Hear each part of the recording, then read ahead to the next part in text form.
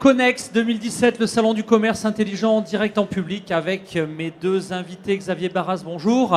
Xavier Barras, directeur de l'innovation et des opérations chez GS1 France. Chez Kip Garvey, bonjour. Bonjour. Directeur et infatigable promoteur des technologies sans contact dans le monde entier au sein du CITC, le Centre international des technologies sans contact. C'est presque ça. C'est presque ça. Merci à tous les deux donc pour un sujet important aujourd'hui, interopérabilité, data et IoT. On en parle tout de suite, messieurs. De quoi parle-t-on? L'IoT, qu'est-ce que c'est? C'est parti pour la premier tour de table. C'est toi l'expert. C'est toi l'expert. Chez Kip, IoT, aujourd'hui, il y en a partout. Oui, on entend parler aujourd'hui de manière importante. On est arrivé à une certaine maturité de ce qu'on appelle l'Internet des objets, Internet of Things. Donc c'est quoi? Ce sont des objets de notre environnement dans lesquels on amène un peu d'intelligence au travers d'éléments électroniques et qui vont pouvoir communiquer donc par des réseaux télécoms plutôt sans fil vers des outils où on va pouvoir récupérer de la donnée, donc des data centers, des systèmes éloignés, et ces données seront traitées, analysées pour pouvoir agir et interagir avec le monde physique. Donc on est vraiment sur la question de, pour faire simple, entre l'hybridation du monde réel et du monde virtuel, où ces deux mondes s'interconnectent via ces éléments techno. Alors on nous a depuis quelques années annoncé un boom qui est en train de se produire, un monde ultra connecté. GS1, vous êtes au cœur de cette révolution. L'IoT, selon GS1, c'est quoi comme définition? Qu'est-ce qu'on peut en dire? De quoi parle-t-on finalement? Alors, c'est un peu la difficulté, il y a beaucoup de définitions. Ça va du gadget porte-clés qui se connecte pour dire bonjour à vraiment des enjeux majeurs dans l'usine, dans le retail, partout. Ouais, exactement, moi je pense que peut-être l'un des premiers éléments intéressants, c'est qu'effectivement, parfois on confond l'IoT et ce qu'on appelle les objets connectés. Alors, aidez-nous à y voir plus clair. Parce que donc effectivement, il y a un certain nombre d'objets maintenant qui sont connectés, c'est-à-dire qui ont des capacités en propre, de communiquer un certain nombre d'informations et d'éléments par rapport à ce qu'ils font.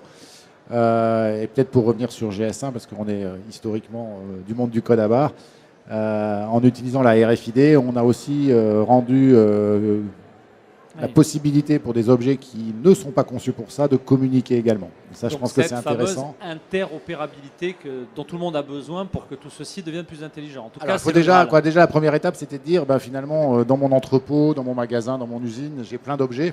Et eux, ils ne sont pas conçus nativement pour communiquer et interagir avec mes systèmes d'information ou entre eux. Et le fait d'utiliser la RFID et plus accessoirement le code à barre permet déjà de rendre un peu ou de donner un peu d'intelligence à ces objets. Alors, avant de traiter vraiment, d'entrer dans le cœur du sujet, moi j'aimerais qu'on fasse un peu d'histoire parce que la RFID, on en parle depuis très longtemps. Je me souviens, il y a presque 10 voire 15 ans avec vous-même, avec nos amis du PICOM, on avait créé ICTF à Lille. On avait fait venir le professeur Ken Sakamura de l'Université de Tokyo qui nous annonçait déjà à l'époque cette interopérabilité, le boom de la RFID. Walmart avait décidé à l'époque, il y a 10 ou 15 ans, que tous ses fournisseurs allaient s'y mettre et ça ne s'est pas produit. Il y a eu un gap, etc. Alors, pourquoi, comment? Est-ce que c'était pas mûr? Est-ce que la techno était trop chère? Est-ce que c'était pas interopérable? Ça, c'est l'histoire, c'est presque déjà de l'histoire ancienne. Aujourd'hui, par rapport à tout ça, une techno qui finalement, techno sans contact, n'est pas nouvelle, qu'est-ce qui fait que la donne est en train de changer? Alors, donc j'ai eu l'occasion hier d'être dans une conférence avec l'INRIA sur le thème de la recherche et de l'industrie. Et on parlait de ce sujet, et je pense qu'il y a quelque chose qu'il faut noter, c'est que effectivement, les premiers travaux sur la RFID sont très anciens. Nous, on a commencé à travailler dessus dans la fin des années 90. Ce qu'il faut voir, c'est qu'aujourd'hui, on a, à mon sens, 3 conditions qui sont réunies. La première, c'est effectivement la capacité, parce que les coûts sont faibles aujourd'hui, d'utiliser cette technologie RFID. Elle valait quelques dizaines de centimes dans les années 90, voire plus. Ça, c'est le premier élément important. Le deuxième, c'est que l'avènement d'Internet a rendu très facile la communication et le partage d'informations. Fin des années 90, l'Internet, c'était encore beaucoup plus dans les mains des chercheurs et de l'enseignement et de la défense. Et le troisième, effectivement, c'est les capacités de traitement et de stockage. Je veux dire, on a 3 conditions aujourd'hui qui permettent justement de soutenir massivement ce déploiement de l'IoT aujourd'hui, ce qui était un peu trop tôt dans la fin des années 90, début des années 2000. Très bien, même question chez Kip Garbi. C'est les usages. Il y a ce qu'évoquait bien sûr Xavier. J'aurais rajouté aussi la notion de miniaturisation, donc des composants, le faible coût aussi des composants au travers de la notion d'open hardware par exemple. Donc, ce qui fait que tout le monde peut s'approprier de manière facile ce type de technologie par rapport à il y a quelques années. Mais c'est également les usages, c'est-à-dire qu'on avait des technologies qui étaient pensées par verticalité. Vous aviez la RFID pour la logistique. Puis on s'est dit comment apporter du service, de l'expérience client au travers de ce type de technologie. C'est comme ça qu'aujourd'hui, par exemple, Decathlon déploie énormément de puces RFID dans l'ensemble de ses vêtements, de ses magasins. Et on voit que d'une question logistique, on ouvre sur la question de l'expérience client, si on est vraiment dans au Salon Connect, donc pour faire le lien avec le Salon Connect. Ensuite, vous voyez la même chose dans d'autres environnements, dans le monde industriel. Donc c'est aussi ces technologies qui, dans l'intégration des process de fabrication, des process de métier.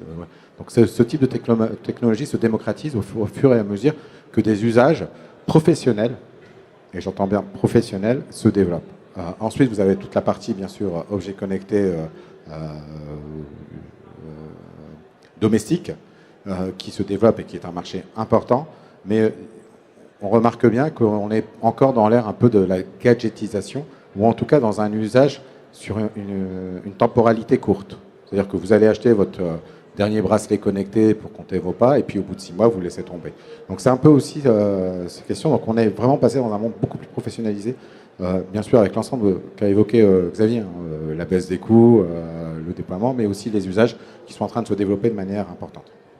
Merci pour cette évolution. Elle est importante. Donc là, on voit le tableau aujourd'hui. Alors, très bien. Interopérabilité, IoT data, c'est 3 mots qui aujourd'hui sont maintenant compatibles. Est-ce qu'on peut prendre des exemples très opérationnels? Parce que l'industrie du retail se pose la question. Quand est-ce que j'ai ma palette qui sort de l'entrepôt, elle est taguée, elle est gérée, elle rentre en magasin. Donc voilà, l'époque existe, j'imagine. GSA. Alors GSA, alors Xavier, on en est où aujourd'hui? Est-ce qu'on a des retours d'expérience dans le monde, puisque GSA est un sacré observatoire des mutations? Est-ce qu'il y a des pays qui, avec un regard neuf, ont mieux traité le sujet que nous autres vieux Européens? Enfin voilà, dans le retail, par exemple, et au hasard, puisqu'on est à Connext, les enjeux, la réalité et les retours d'expérience. Alors, toujours difficile de faire une synthèse. Moi, je vais juste dire un préalable qui me semble important parce que tu évoquais Decathlon et moi, ce qui m'a impressionné chez Decathlon et chez d'autres qui ont fait des choses, et je vais vous en parler, c'est cette première étape d'exploration. Parce qu'il faut bien comprendre sur l'IoT, ou plus précisément sur la RFID, certes, maintenant, on a un certain nombre de modèles, de choses qui peuvent tenir la route, mais l'intérêt, c'est d'explorer et de comprendre comment cette technologie peut soutenir une stratégie. Ça, c'est un élément très important. C'est-à-dire que c'est aussi ce qui m'impressionne chez Decathlon, c'est que la RFID n'est pas une fin en soi, c'est un élément de soutien à une stratégie et une nécessité parfois. Donc c'est jamais en gros, vous êtes en train de me dire, Xavier, que c'est jamais le projet du DSI, la RFID, mais vraiment le projet du président, quoi. Clairement, le DSI est le bras armé, on va dire, sur certains aspects, mais parce qu'il va rendre le domaine du possible, il va le rendre possible, mais je vous prends un autre exemple parce que vous parliez de Walmart. Alors c'est vrai que Walmart, on a eu un peu de déception parce que les discours dans les débuts des années 2000, c'est tous les produits auront un tag. Et pour en avoir discuté avec des gens de Walmart, en fait, difficulté de trouver un ROI sur l'ensemble des produits. Et donc je me rappelle, on doit la retrouver sur Internet, une étude, il y en a eu plusieurs, mais une étude faite avec l'Université d'Arkansas, qui m'a impressionné. Et Walmart utilise la RFID à partir du moment où il a essayé d'analyser où est-ce qu'elle peut apporter de la valeur par rapport aux différents produits qu'il commercialise. Et c'était intéressant parce qu'il y a au moins 2 études. Il y en a une qui faisait l'étude par rapport à la vitesse de rotation des marchandises. Donc sur des produits à forte rotation, pas beaucoup d'intérêt parce que c'est en général suivi de manière assez précise par le chef de rayon et ça réagit très vite quand les produits à forte rotation sont absents. Les produits à très faible rotation, là aussi peu d'impact parce que peu d'enjeux consommateurs et peu d'impact chiffre d'affaires. On l'échange quand on voit la poussière, on n'a pas besoin de tag pour pour gérer les stocks en temps réel et les. Ouais. Voilà, donc c'est tous les produits à rotation, à taux de rotation intermédiaire qu'ils ont du coup étudié dans une deuxième étude pour essayer de comprendre où est-ce que là, finalement, la rupture en magasin pouvait avoir des conséquences beaucoup plus importantes. Je vous prends un exemple tout simple, ça va être assez simple, c'est de dire si j'ai pas le paquet de pain de mie de la marque A, de toute façon, le consommateur, il va rarement repartir le soir pour manger sans pain de mie. Donc, il va en acheter un autre. Donc, il y a un problème de satisfaction client, mais il n'y a pas de perte de chiffre d'affaires. Par contre, s'il vient acheter un jean taille 42 et que celui-là n'est pas présent, là, il y a un fort risque de perte de chiffre d'affaires, de détournement de la clientèle vers d'autres enseignes. Et donc, notamment, sans doute d'autres, mais Walmart utilise sur au moins 2 familles de produits que je connais, donc sur les jeans et sur les pneus. Walmart a mis en place les RFID parce qu'il a consacré que là, il y avait du ROI et que là, toute rupture en linéaire entraînait forcément des conséquences assez significatives en termes de chiffre d'affaires ou de fidélisation de la clientèle. Très bien, donc ça c'est un élément effectivement très structurant. Donc aujourd'hui, il y a vraiment sur des chaînes de bout en bout, fournisseurs, clients, distributeurs, clients finaux, la promesse se tient. Alors, Internet of Things, est-ce qu'on en a parlé à ce stade ? C'est un élément de la chaîne de l'Internet des objets. Alors, quelle couche de valeur supplémentaire l'IoT vient ramener au modèle historique de la RFID tel qu'on les a connus, c'est-à-dire des modèles de traçabilité finalement très simples. Donc, juste pour revenir sur la question de l'interopérabilité précédente, voilà. tu exprimais sur la notion de cas d'usage et comment on a trouvé l'interopérabilité. En fait, et ça rebondit sur ta deuxième question qui est sur la question de la RFID et la valeur d'usage. Aujourd'hui, tu as différents capteurs. Tu as de la RFID qui communique à certaines bandes de fréquences. Tu as d'autres capteurs qui vont communiquer sur d'autres bandes de fréquences. Donc on parle de Bluetooth, on parle de on NFC, va parler de Bluetooth, de NFC, de UHF. Maintenant, voilà. LoRa, enfin aussi, est-ce qu'on met aussi les LoRa, de réseau bas Sigfox, débit, etc. de réseau bas débit, de réseau Zigbee. Enfin, ça, c'est des protocoles de communication qui viennent un peu en couche supérieure. Déjà, sur les bandes de fréquences, on a des bandes de fréquences différentes. Et avec des visions d'usage aussi qui peuvent être complémentaires, voire similaires. Donc, il y a déjà un problème d'interopérabilité. Si tu déploies du NFC et de la RFID dans ton magasin, comment tu fais fonctionner les deux ? On n'a pas dans notre téléphone des téléphones qui lisent du NFC et de la RFID UHF. Et puis, ils ont mis encore du temps entre le monde Android et le monde iPhone. Ils commencent donc cette question d'interopérabilité au niveau des infrastructures est également importante. Et puis, on s'est rendu compte que dans le monde des objets connectés, on retrouve le même sujet. C'est-à-dire que vous avez des protocoles de communication, si je prends dans le bâtiment intelligent, qui vont communiquer de manière très fermée. Et dans d'autres, avec leur propre écosystème constitué à partir de leurs protocoles Zigbee ou autres, ou Z-Wave ou autres. Et puis, on s'est posé la question, finalement, comment peut-on provoquer cette interopérabilité ? Est-ce que tous les outils doivent communiquer de la même manière et respecter des standards communs ? Certains, oui. D'autres, c'est plus compliqué. Vous avez toujours des nouveaux acteurs donc, qui entrent avec d'autres protocoles. Et puis, on s'est dit, pourquoi pas que cette interopérabilité se fasse par la donnée ? Et c'est là que je reviens sur la question de l'interopérabilité et données. C'est-à-dire qu'au final, ce qu'on a besoin, c'est d'avoir des remontées d'informations, que ce soit de la traçabilité, de l'identifiant de la puce RFID par rapport au produit, et qui remonte sur une plateforme. Et que cette interopérabilité peut se faire au travers des plateformes. Bien sûr, et peut-être pas au niveau du capteur ou de la techno qui doit communiquer ou du réseau de qui protocole. évolue constamment, qu'il faut remettre à jour par des firmware différents. Enfin bon, bref, il y a tout un processus industriel qui est assez lourd. Et donc, et aujourd'hui, on voit apparaître cette différentes plateformes technologiques. Alors oui, concrètement, pour ceux qui... par exemple, Samsung, qui développe des plateformes propres, où vous pouvez venir connecter n'importe quel objet, de n'importe quel protocole, et se communiquer, et permettre de communiquer. Même chose chez Leroy Merlin, qui déploie aussi des plateformes propres pour l'habitat, pour ses services, pour dire, d'ailleurs, je suis en train de changer de mon modèle de service. Je ne fais plus que vendre et être un distributeur de produits maison, mais je suis aussi un acteur de la maison. Oui. Et par ce type de plateforme. GS1, je crois que vous avez aussi la même démarche sur la question de l'interopérabilité de la donnée au travers des plateformes que vous avez. Oui, c'est intéressant parce que en tout cas, c'est un des sujets de l'interopérabilité. On voit encore qu'il y a beaucoup de créativité, d'innovation dans les couches basses, ce qu'on va appeler les réseaux. Et je pense que on s'y attendait pas d'ailleurs, on pensait pas, là, les LoRa, enfin tout ce qui sont arrivés il y a quelques années. Je pense que la question est un peu prématurée peut-être dans le domaine parce qu'il y a encore beaucoup d'innovation, de recherche, et que peut-être il ne faut pas trop figer rapidement la partie standardisation. Par contre, ce sur quoi nous on travaille, c'est effectivement des enjeux. Alors on va parler de termes un peu de sémantique, d'ontologie, donc tout ce qui vise à un moment donné à dire finalement que ma donnée, elle vienne d'un capteur, qu'elle vienne d'un fournisseur, d'un client, ça reste une donnée d'un warehouse management ou d'un système de caisse, système collaboratif. Voilà. Comment à un moment donné, je m'affranchis un peu des technologies support pour justement donner du sens. Et moi, je voulais juste partager un chiffre à vous parce qu'il m'a vraiment frappé. Parce que là, on se rapproche en fait d'un autre sujet qui est très connecté, qui est le data mining et tout ce qui est big data. Aujourd'hui, un certain nombre de projets, on parlait du CES, c'est intéressant pour ça, c'est entre 40 et 60% des budgets sont consacrés à redresser les données.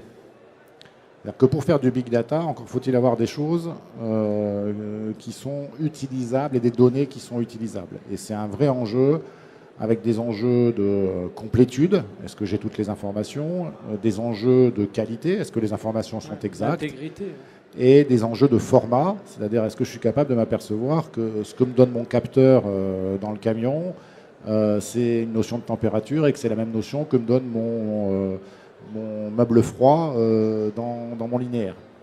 Ça paraît tout simple, mais c'est plus facile à formuler qu'à implémenter. C'est un vrai enjeu. Donc nous, on travaille justement GS1 justement avec les acteurs du commerce.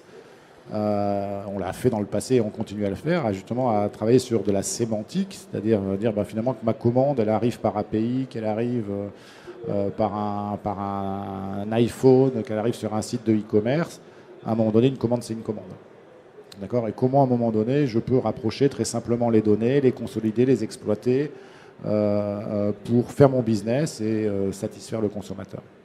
C'est très clair. Et ça implique, juste pour compléter les propos, cette notion de qualité de données.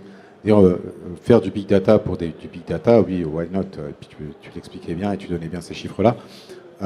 C'est un moment aussi où on voit des infrastructures apparaître aujourd'hui. On va parler de edge computing ou de fog computing, si vous êtes dans l'ère Cisco ou bien chez les autres, où on se dit on peut faire de la préqualification, du pré-traitement de manière plus localisée, que de remonter dans les gros serveurs, dans les data centers et faire du traitement a posteriori.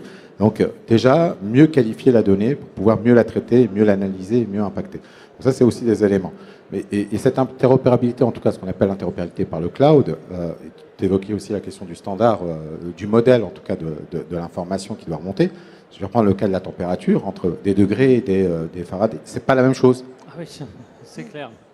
Dans un cas, à 0, on est mort, dans l'autre, moins. Voilà. Donc, mais on est confronté à ce type de cas au quotidien. Donc, à un moment, c'est là où justement la plateforme, le cloud, peut complètement interpréter, aligner ses données par rapport à un propre modèle. Ok, je vois bien. Alors maintenant, on a parmi nos invités des pros du retail. Par rapport à tout ça, ils ont des plans d'action à bâtir l'année prochaine. Ils doivent discuter entre directeur innovation, DSI, direction marketing. On leur promet pas mal de choses avec l'IoT. Est-ce qu'il est trop tôt pour agir? Est-ce qu'il faut commencer à faire des choses? Et qu'est-ce qu'on fait dans ces cas-là? Je crois que j'ai déjà dit, mais je vais le répéter, il faut tester, expérimenter, apprendre. Il est temps d'expérimenter. Il est peut-être pas. Il est plus que temps, parce qu'encore une fois, je pense que beaucoup d'entreprises font déjà quelque chose autour de l'IoT, parce qu'encore une fois, c'est un sujet très vaste. Je dis qu'il faut apprendre et voir pour identifier ce qu'on peut en faire et ce qui est pertinent pour son entreprise. C'est encore une fois, et c'est d'autant plus important que, à mon sens, aujourd'hui, on parlait d'une cartographie de l'IoT. Hier, on me disait, ouais, mais cartographie de l'IoT. Moi, je dis non. Pour moi, l'IoT, potentiellement, ça s'applique à tous les objets. D'accord ? Par contre, la limite aujourd'hui, c'est l'imagination. C'est qu'est-ce que va m'apporter le fait d'avoir des objets connectés dans mon magasin, dans mon entrepôt, dans mon camion, dans mon linéaire, sur mon produit. Voilà. Donc, il faut expérimenter, il faut apprendre. Encore une fois, je vais reprendre l'exemple de Decathlon, on peut prendre l'exemple de Walmart. J'ai eu l'occasion de discuter avec CA et beaucoup d'autres, ou Cléor aussi. C'est en expérimentant qu'on découvre des gisements, et pas des gisements techniques, hein, des gisements de business. Moi, j'ai un exemple d'un retailer, effectivement, qui, grâce, alors on va revenir à la RFID, effectivement, a pu mettre en place justement le réassort entre magasins. Que plutôt que de faire de la logistique hyper centralisée, il a basculé dans une logique de logistique un peu distribuée. Et en fonction de sa visibilité qu'il a avec la RFID sur ses stocks magasins, il est capable de réajuster la dispo des produits de manière beaucoup plus dynamique, sans avoir des stocks énormes. Donc ça, c'est un exemple. Et honnêtement, pour en avoir discuté avec eux, ils n'imaginaient absolument pas ça quand ils ont commencé à travailler sur ce sujet. Donc c'est ça qui est intéressant, il faut expérimenter, il faut apprendre, il faut se tromper. Je pense qu'il y a pas mal de sociétés qui peuvent aider là-dedans. Et travailler avec les gens du business, parce qu'en les confrontant à ça, eux-mêmes vont commencer à voir où est-ce que la technologie peut avoir des gisements de valeur par rapport à leurs propres besoins. C'est très clair, merci sur ce point-là. Alors maintenant, je peux rajouter un truc non, mais... Je consulte le public, oui, en effet. Dans la question de l'expérimentation, bien sûr, il y a derrière, bien sûr, la question du déploiement. Mais je voudrais qu'on prenne en compte, c'est pas du plug and play, c'est pas une appli, c'est pas 3 lignes de code et puis on corrige et voilà. C'est un élément où la question de la temporalité est différente par rapport à la notion informatique, applicative ou autre. C'est que là, vous avez des capteurs, vous avez de l'électronique qui sont dans des environnements dont des compatibilités électromagnétiques peuvent influer. Enfin, vous avez toute une chaîne pour arriver à une application qui va pouvoir remonter de la donnée, la traiter, analyser, recréer du lien avec le client. Et en termes de valeur ajoutée sur la question des objets connectés plus particulièrement, c'est comment je continue la relation client tout au long du process. Pas simplement du process d'achat, c'est pas juste en magasin, c'est après aussi comment je génère des nouveaux gisements de valeur par rapport à ces données qui peuvent être remontées. Donc c'est aussi, ça réinterroge en tout cas, nous on l'a vu avec, on a évoqué avec Laurent Merlin, ça réinterroge le modèle économique de l'entreprise. Est-ce qu'à un moment je reste un simple distributeur, j'achète, je vends, ou je produis mes mêmes produits, mais demain, voilà, est-ce que je reste fermé sur ces solutions technologiques propriétaires par des Legrand, par X ou par Y, où je rentre dans le jeu, d'accord, et je développe une propre plateforme, je développe un propre modèle dans lequel je dis que vos stores soient chez X, que vos volets roulants ou que vos fenêtres soient chez Y, ou que vos interrupteurs soient chez Z, tout doit fonctionner. Moi, en tant qu'usager final, j'ai besoin que ça fonctionne. Pas de savoir, je ne vais pas dire, je vais prendre juste parce que c'est le protocole X, Y, Z et que je dois rester dans ce monde-là. Donc cette ouverture amène aussi, et ça réinterroge sur les propres modèles économiques. Très bien, c'est à suivre. Effectivement, ça va très loin puisque les data en elles-mêmes génèrent de nouveaux modèles économiques et effectivement, les modèles collaboratifs qu'on peut imaginer à l'ère de l'interopérabilité pourraient rebattre bon nombre de cartes. Xavier. Oui, ça amène à rebondir parce que c'est aussi des choses extraordinaires, c'est que effectivement, ça permet de réinterroger le métier et la proposition de valeur, y compris dans le retail. On le voit bien avec Amazon, où on peut prendre Alibaba pour changer un peu. Ce sont plus que des retailers. D'ailleurs, on ne sait plus trop. Est-ce que ce sont des retailers est-ce que ce sont des agences de pub? Est-ce que ce sont des médias? Voilà. Est-ce que ce sont des fournisseurs de data? Parce qu'eux-mêmes sont revendeurs de data ou de systèmes d'hébergement. Et donc ça, c'est aussi intéressant. C'est qu'en fait, en expérimentant, je vais vous prendre juste le dernier exemple. Je crois que c'est sorti il y a quelques jours là, dans la presse. Casino qui ouvre un puits de données pour permettre l'accès à ces 15 millions de clients mensuels et donc sur leur profil et les habitudes d'achat. Voilà. Finalement, quelque part, il devient fournisseur de data. Et donc, forcément, ça interroge. Moi, par exemple, typiquement, Amazon, je ne connais pas bien parce que maintenant, son dernier métier dont on parle beaucoup en ce moment, c'est la logistique. On dit qu'Amazon devient un logisticien très, très puissant. Donc, c'est ça qui interroge aussi. Et pour finir là-dessus, c'est que c'est ce qui est impressionnant, c'est que c'est la combinaison, encore une fois, de trois choses. Des objets connectés ou des objets voilà, avec cette capacité, des capacités de traitement et de data et de stockage et ses capacités de réseau. On avance, donc il nous reste un quart d'heure. Y a-t-il à ce stade des questions, mesdames et messieurs? Des questions, des remarques, Une question? des frustrations inassouvies? Une question? Écoutez, pas de questions. Des accords aussi, hein. Ça peut être aussi Voilà. des interpellations. Hein.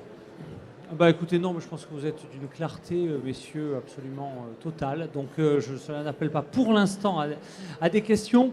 On va parler des bouquets de data actuels. Est-ce qu'il y a un pronostic? Moi, si je dois une PME qui a encore rien fait ou pas fait grand-chose, un grand groupe, et je dois commencer à investir dans des solutions d'IoT, je mets quoi dans ma corbeille du Père Noël à quelques semaines de l'arrivée du marchand du Père Noël?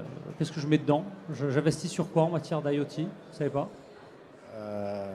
Encore une fois, dans le retail, moi je connais plus la partie RFID, donc là encore une fois je pourrais qu'inciter les gens à, en tout cas, à explorer et réexplorer ce sujet-là. En termes de sécurité, ça a progressé la RFID ou c'est quand même toujours un standard ouvert, facilement piratable? Vous voulez que je vous dise quelque chose? C'est un sujet... À lui tout on seul. m'a reposé la question hier également. Je crois que déjà, si on commence un projet en se posant ce genre de questions, un projet d'exploration, hein, je parle pas un projet d'industrialisation, c'est mal barré.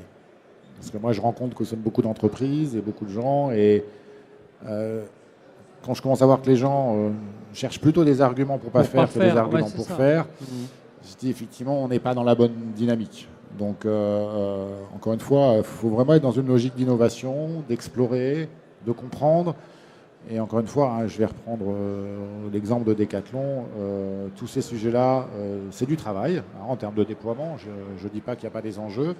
Mais la motivation des opportunités business prend le pas sur les difficultés opérationnelles et de déploiement. Donc oui, il y a des questions. On parlait d'RFID en tech, ouais.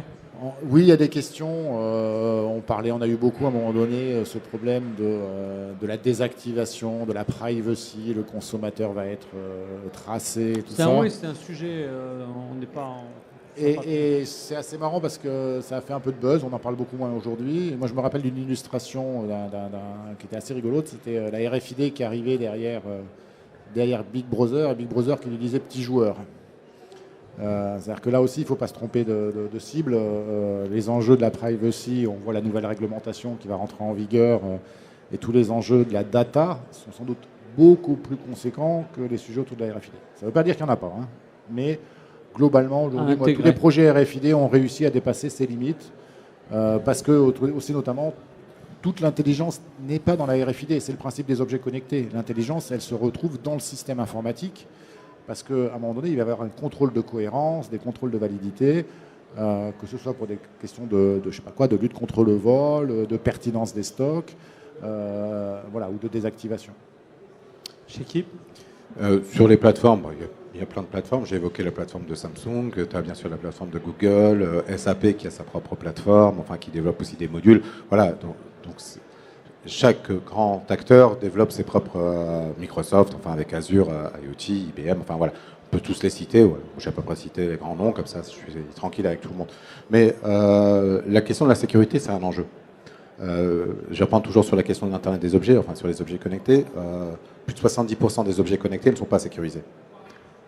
Aujourd'hui, nous, au sein du CITC, on a développé une plateforme qu'on a mutualisée avec Thales sur une plateforme dédiée à sécuriser les objets, mais de bout en bout. C'est-à-dire que tu vas avoir un système d'information qui va être plus ou moins sécurisé. On va dire, OK, il est sécurisé, voilà. Je vais reprendre une analogie que j'ai entendue tout à l'heure, que je trouve très bonne, sur le château fort. Donc tu as ton château fort et tout le reste autour, et l'objet en soi n'est pas protégé.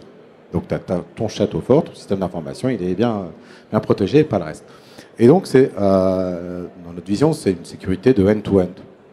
C'est-à-dire qu'à un moment, on doit partir de l'objet, mais un objet statique, avec toutes ces problématiques de communication, de firmware, de développement interne, voilà, communication vers l'extérieur pour aller vers les systèmes.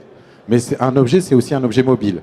C'est-à-dire que vous avez votre montre connectée, elle se promène, ou n'importe quel objet, ou un produit tagué va se promener. Donc il va être en interaction avec d'autres réseaux.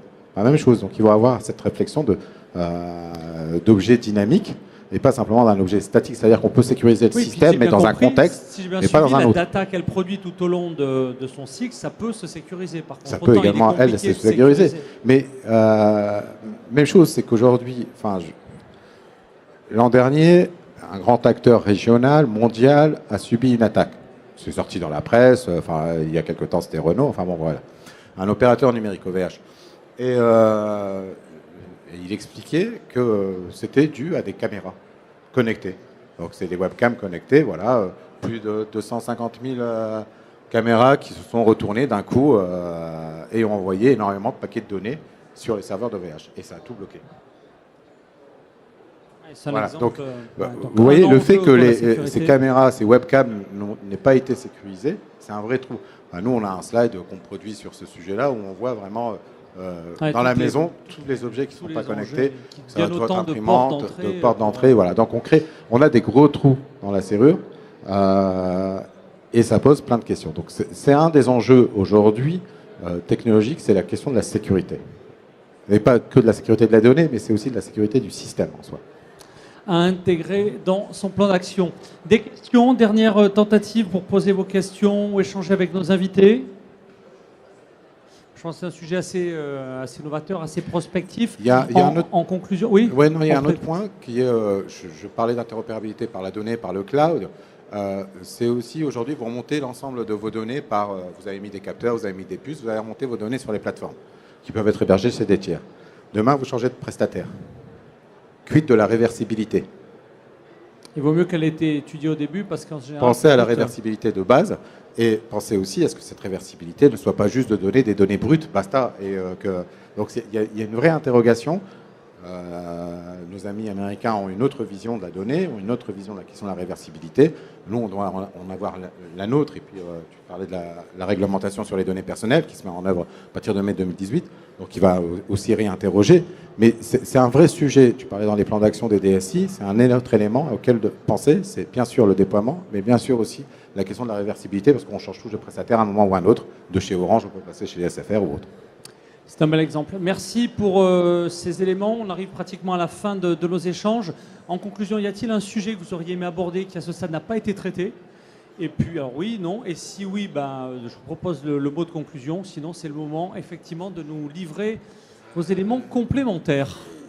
Conclusion, je vais en donner une. Moi, il y a plein de sujets que je voudrais ou je pourrais partager avec vous. Peut-être partager une expérimentation qu'on a aussi lancée là, dans le secteur de la traçabilité. Donc, on a mis en place ce qu'on appelle une plateforme collaborative de traçabilité. Donc, l'enjeu, c'est de pouvoir suivre l'histoire d'un produit. Donc, on fait ça actuellement avec Terrena, qui est une des plus grosses coopératives agricoles françaises. Et l'idée, c'est de pouvoir raconter l'histoire du poulet, parce que là, il s'agit du poulet pour l'instant. Et donc, l'idée, c'est de capter un tas d'informations, notamment avec des objets connectés, pour permettre de valoriser la production agricole française et notamment démontrer que cette production agricole respecte un certain nombre de principes qui sont différents peut-être de l'autre poulet qui ressemble comme deux gouttes d'eau à côté. Et du coup, je trouve ça intéressant parce que c'est rendu possible par ces trois éléments, les objets connectés, les réseaux et les capacités de traitement.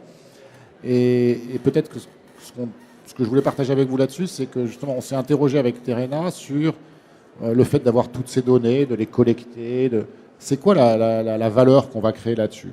Et encore une fois, je trouve ça très intéressant. Donc c'est une première piste qu'on explore, on va en explorer d'autres.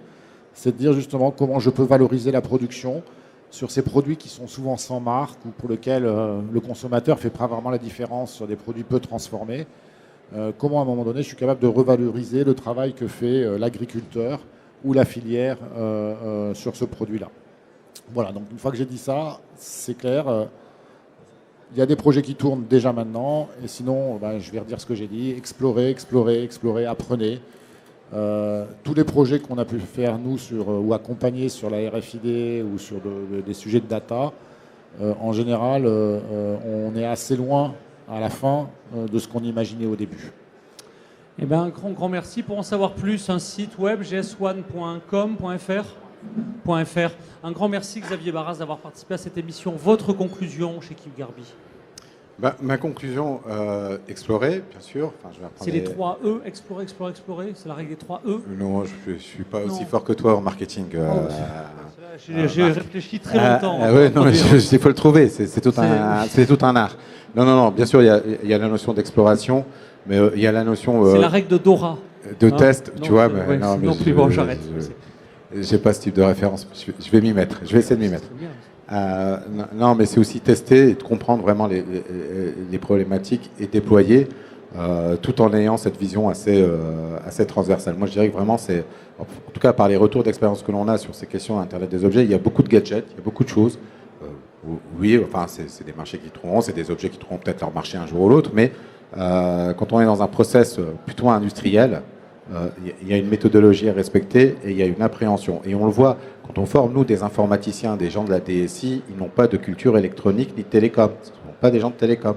C'est parce qu'on a tous le même hic à la fin, qu'on finit, qu'on a tous nos mêmes temporalités ou nos mêmes visions. Et donc ça, c'est un élément important à prendre en compte. Et c'est en cela où l'exploration, le test, permet de prendre beaucoup plus de recul sur des choses à mettre en place en application. En tout cas, voilà, moi, le retour d'expérience que je peux en faire. Et repenser aussi aux architectures beaucoup plus distribuées, beaucoup plus proches. C'est un autre élément sur lequel je pense qu'il faut aussi regarder, c'est que l'intelligence, elle peut être un peu plus proche que de remonter sur des gros data centers. Il nous reste quelques instants. Ça te fait réagir. Et ça me fait réagir parce que je pense que cette exploration, il faut la partager. Ne le faites pas seul. Nous, on l'a toujours vu dans les projets que GS1 a accompagnés. C'est servez-vous du CITC, servez-vous de GS1, faites-le avec des partenaires économiques, des concurrents, des startups, parce que la différence, elle ne se joue pas dans l'exploration, elle va se jouer dans le déploiement. Et tu parlais de RFID à juste titre, il y a beaucoup de gens qui ont étudié la chose, ceux qui aujourd'hui font du business, c'est ceux qui l'ont déployé. Et la différence, elle s'est faite là. Les 3 E, explorer, mais à la fin, déployer, c'est la conclusion. Pour en savoir plus, le site du CITC, et puis jusqu'à demain soir, une belle zone de démo à l'entrée du salon. Oui, donc c'est iotcluster.fr, et à l'entrée du salon, vous avez tout un espace où on démontre, parler d'Amazon sur la robotique mobile autonome. Donc ce sont les armoires qui se déplacent et qui gèrent leur propre logistique à partir de commandes. Donc il n'y a plus personne qui pousse. Il y a tout un espace d'environnement, d'innovation. Vous avez de la réalité virtuelle avec la notion de toucher également, qui est développée avec l'Université de Lille 1. Donc vous pouvez découvrir d'autres types de technologies qui seront à la portée des gens dans quelques temps. Ne quittez pas le salon si vous êtes avec nous dans la salle, eh bien, sans passer sur la zone CITC. Et si vous n'avez pas la chance d'être avec nous à Lille jusqu'à demain soir, eh bien, c'est toute l'année du côté d'Eura Technologies sur le pôle vraiment passionnant des démos du CITC. Et puis côté du boulevard Haussmann aussi, un démonstrateur assez sympathique. Ne manquez pas ces 2 spots en matière d'IoT, de data et très vite d'interopérabilité. Merci à tous d'avoir participé à cette émission. Merci à vous d'avoir assisté à son enregistrement. Et merci à vous qui suivez nos Facebook Live. À bientôt. Au revoir.